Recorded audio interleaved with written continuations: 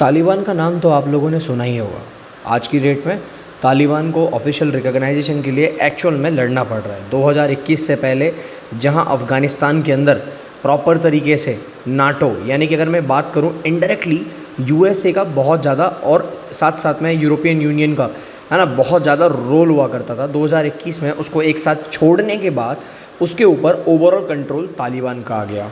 And Taliban के साथ एक बहुत बड़ी प्रॉब्लम क्या हुई, जब एक ऐसी ग्रुप जो कि टेररिज्म के नाम से बहुत ज़्यादा फेमस है, जब कोई भी ग्रुप ऐसा गवर्नमेंट फॉर्म करेगा उसकी वजह से उस स्टेट को, पर्टिकुलर स्टेट को रिकॉग्नाइजेशन नहीं मिलेगी, यानी कि वो ट्रेड और बहुत सारी ऐसी चीज़ें हैं जिनका वो फ़ायदा नहीं उठा पाएगा, जिसकी वजह से उसकी इकोनॉमी तो दिक्कत आएगी आएगी, साथ साथ में वहाँ के लोगों को भी फेस करना पड़ेगा। और ऐसी कंडीशन में Russia becomes the first country to officially recognise Taliban government as a first country to do so. चलिए बात करते हैं इस वीडियो के बारे में, बात करते हैं इस पूरे डिस्कशन के बारे में कि जहाँ पर आप सबको पता है कि कि Russia is a famous actually ऐसे एक्शंस के लिए जहाँ वो यूएसए के अगेंस्ट अपने प्लान को तैयार कर सके। मैं आपको एक बात बता दूँ, चाइना जैसी कंट्री और ईरान जैसी कंट्री शुरू से ही तालिबान के अंदर इंटरेस्टेड थी, बिकॉज तालिबान इज़ अ भंडार ऑफ नेचुरल मिनरल्स। उस टाइम पर वो लोग यूएसए की वजह से, यूरोपियन यूनियन की वजह से, ट्रेड बैरियर की वजह से कहीं ना कहीं बहुत पीछे रह गए। चलिए बात करते हैं सब चीज़ों के बारे में, बट उससे पहले मैं आपको कुछ बताना चाहता हूँ, दिखाना चाहता हूँ एक्चुअल में। ठीक है, हमारी एकेडमी कई सारे कोर्सेज लॉन्च करती है, जैसे कि जीपीएससी, यूपीएससी, एनडीए और सीडीएस। अगर आप किसी भी कोर्सेज को ज्वाइन करना चाहते हैं तो आप इस क्यूआर कोड को स्कैन करिए, हमारे इस कोड को यूज़ करिए, जिसकी वजह से आपको हर कोर्स में मैक्सिमम डिस्काउंट मिलेगा और आप एनरोल कर पाएंगे into the particular courses. So guys, basically जैसा कि मैंने आपको बताया, मैं आपको बता रहा हूँ कि जो तालिबान है बेसिकली 4 जुलाई को, है ना, on the 4th of July, याद रखिए, Russia becomes the first country to officially, ठीक है, recognise Taliban take over in August 2021। अब देखिए मेरी बात सुनिए, अगस्त 2021 में ये जो तालिबान ग्रुप है, इस तालिबान ग्रुप ने टेक ओवर किया। ठीक है, आपको ये वाली बात तो पता ही होगी। जैसे ही इसने टेक ओवर किया, इसको पूरे वर्ल्ड में भाई साहब ट्रेड तो हर कंट्री को करना होता है, इंपोर्ट तो हर कंट्री को करना होता है, एक्सपोर्ट तो हर कंट्री को करना होता है, बट इसके साथ कोई भी कंट्री इंपोर्ट और एक्सपोर्ट जैसे जो चीज़ें हैं वो नहीं करना चाह रही है। उसके पीछे का जो मेन रीज़न है वो ये है कि पर्टिकुलरली जो तालिबान है वो एक ऐसा ग्रुप है जिस ग्रुप के प्रॉपर लिंक्स टेररिज्म से है ना। मैं आपको इन शॉर्ट समझाता हूँ। यहाँ पर तालिबान के अंदर जो वुमेन्स हैं उनकी कंडीशंस बहुत ज़्यादा ख़राब है। साथ साथ में अगर मैं आपको और भी चीज़ें बताऊं, जैसे तालिबान ग्रुप के अंदर अगर आप बात करो तो एजुकेशन को लेके बहुत गंदा हाल है। भले ही इनके पास मिनरल्स हों, भले ही इनके पास भंडार हों, बट जब तक एजुकेशन नहीं होगी, जब तक नॉलेज नहीं होगी, आप उस मिनरल्स को एक्सट्रैक्ट नहीं कर पाएंगे। And that is the biggest reason Taliban इतना पीछे है। अब ऐसे स्टेट जो कि टेररिज्म के नाम से जाना जा रहा है, जहाँ टेररिज्म एक्टिविटी एक्सट्रीम लेवल पे हो रही है, उस स्टेट को रिकॉग्नाइजेशन कौन देगा? वहाँ साथी हम साथी बनकर आया रशिया। मैं बताता हूँ आपको, आज रशिया ने इतना बड़ा स्टेप लिया है तो कल को ये पॉसिबल है।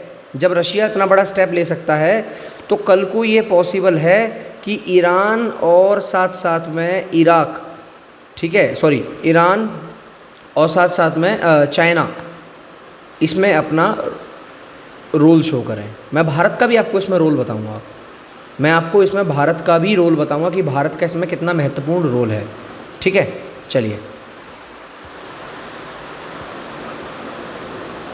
देखिए, अभी जियोपॉलिटिकली हम थोड़ा सा बात करते हैं। ठीक है, मैं बताऊं कि जियोपॉलिटिकली जो मेन चीज़ है वो क्या है यहाँ पर, कि ब्रेक द, मतलब इन शॉर्ट बताऊं, देखिए यहाँ पर थोड़ा सा लोग मेरे से हो सकता है थोड़ा सा नाराज़ हो, इसीलिए मैं उनकी नाराज़गी दूर कर देता हूँ, भारत का मैप पूरा कर देता हूँ।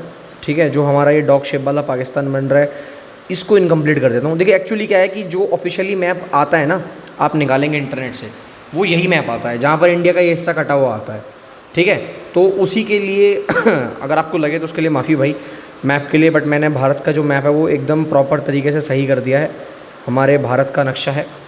तो देखिए बात ये है कि शुरू से अफ़गानिस्तान के अंदर ईरान इन्वेस्ट करना चाह रहा है, चाइना इन्वेस्ट करना चाह रहा है, but due to the geo political level Pakistan इसके अंदर अपना रोल शो करना चाह रहा है। But you know Pakistan Afghanistan की अभी बनती नहीं है। बट जो मेन चीज़ ये है कि भारत ने अफगानिस्तान की इनडायरेक्टली मदद की है, हमेशा मदद की है, और Afghanistan is a good friend of Bharat. But diplomatic level पर ये सारी कंट्रीज़ जो हमारी नेबरिंग कंट्रीज़ हैं, स्पेशली पाकिस्तान और चाइना जो कि हमारी एनिमी कंट्रीज़ हैं, तो ऐसी कंट्रीज़ हमेशा से तालिबान के अंदर बहुत ज़्यादा इंटरेस्टेड है, बिकॉज यहाँ मिनरल्स और खनिजों का भंडार है। बट इंटरनेशनल प्रेशर की वजह से ये सारी कंट्रीज़ बहुत पीछे हैं, ठीक है। अब आपको एक फैक्टर बताता हूँ, जो वेस्टर्न कंट्रीज़ हैं, मेरी बात सुनिएगा ध्यान से, जो कि वेस्टर्न कंट्रीज़ हैं specially US, European Union have withheld recognition due to Taliban human right violation. क्यों पीछे हैं भाई ये?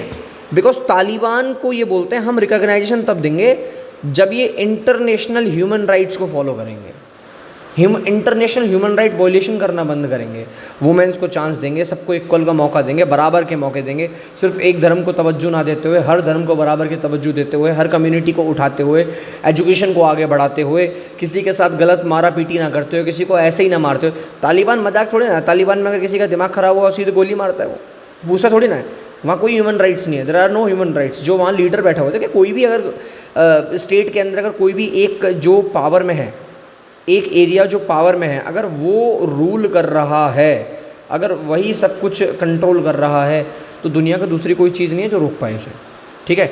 ये फैक्टर बहुत ज़रूरी है। उसके बाद भाई साहब रीजनल स्टेबिलिटी बहुत ज़्यादा ज़रूरी है। अगर मैं बात करूँ पावर ब्रोकर जो है सेंट्रल और साउथ एशिया में अगर किसी को कंट्रोल चाहिए ना भाई साहब, सेंट्रल और साउथ एशिया में अगर किसी को कंट्रोल चाहिए, स्पेशली चाइना को कंट्रोल चाहिए, रशिया को कंट्रोल चाहिए, देखिए पूरे एरिया में ऐसे कंट्रोल चाहिए, अगर इस तरीके से कंट्रोल चाहिए तो वहाँ पर आपको अफ़गानिस्तान की मदद लेनी ही पड़ेगी। इसीलिए है ना, अगर यूएस और नाटो को अगर आप काउंटर करना चाहते हो तो याद रखिए सेंट्रल एशियन रिपब्लिक्स में, मतलब मैं एक इन शॉर्ट मैं आपको छोटी सी चीज़ बता रहा हूँ कि जितने भी टेररिस्ट ग्रुप हैं, ISIS हो गया या कोई भी हो गया, इन सब के अगेंस्ट अगर आपको सेंट्रल एशिया में अगर आपको स्टेप्स लेने हैं, स्पेशली जैसे रशिया हमेशा से लेता हुआ आया है, तो उस टाइम में आपको तालिबान के अगेंस्ट खड़ा ही होना पड़ेगा, सॉरी तालिबान के साथ खड़ा होना पड़ेगा उस केस में। अब मैं आपको 2-3 चीज़ें बताता हूँ। तालिबान में एक और रीज़न क्या है इंटरेस्टेड होने का, देखिए यहाँ पर बहुत ज़्यादा है ना निकोबियम है, यहाँ पर कॉपर बहुत ज़्यादा है, आयरन बहुत ज़्यादा है, एंड मोलिवेनियम है। अब ये इतनी भयंकर अमाउंट में है, आपको पता है हर जगह फाइटर जेट्स, जेट एयरक्राफ्ट वगैरह हर जगह ये यूज़ होता है। कोबाल्ट है, यहाँ पर गोल्ड है, यार भंडार है खनिजों का, भंडार है खनिजों का भाई साहब, मिनरल्स का भंडार है यहाँ पर। मैंने कल आपको जो मिनरल्स के बारे में पढ़ाया था वो यहाँ से भी कनेक्ट होता है। So it is the most important thing भाई, जियोपॉलिटिकली अगर आप देखोगे तो बहुत इम्पैक्ट है। बट ज़्यादातर कंट्री क्या चाहती हैं, वो चाहती हैं कि तालिबान ह्यूमन राइट कंसर्न पर ध्यान दे, वुमेन्स को पूरा हक दे, ठीक है।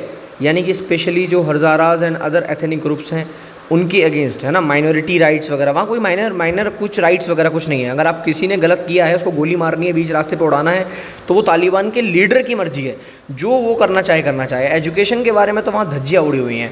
सो this is the most important thing जिसकी वजह से other countries are not interested in the Taliban. But अगर मैं बात करूँ एक और मोस्ट इंपॉर्टेंट चीज़ की, कि अगर ऐसे केस में है ना, सबसे एक और इम्पोर्टेंट फैक्टर जो है वो ये है कि जब कोई भी जगह यार इलेक्शन नहीं होंगे, है ना, नो इलेक्टेड गवर्नमेंट होगी, इंक्लूसिव गवर्नमेंट नहीं होगी वहाँ पर, तो दिक्कत तो आएगी ना। मोनोपोली किसी के भी हाथ में आ जाए, पब्लिक सेक्टर हो, गवर्नमेंट सेक्टर हो, सिविल सोसाइटी एक्चुअली वहाँ है ही नहीं, तो कोई सा भी सेक्टर हो सब पे कंट्रोल एक ही बंदे का है, एक ही लीडर है। ये मोस्ट इंपॉर्टेंट फैक्टर है। उसके बाद अगर मैं बात करूं भारत ने अपने आप को कैसे रिप्रेजेंट किया है, तो भारत ने इस ग्रुप की मदद की है। अब कैसे अगेंस्ट में रखे, भारत ने बोला है भाई साहब हम तो ह्यूमैनिटेरियन एड दे रहे हैं, इनको मेडिसिन की जरूरत है मेडिसिन देंगे। अरे इंसानियत का नाता तो निभाएंगे।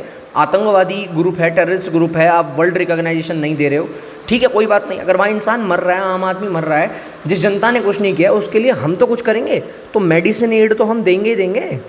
सो this is the most important factor, this is the most important thing जो हमने यहाँ पर इन्वॉल्व करी, जो हमने यहाँ पर देखा, जो हमने यहाँ पर जाना। आई होप आपको इस वीडियो में, आपको इस कंटेंट में दबाकर मज़ा आया होगा।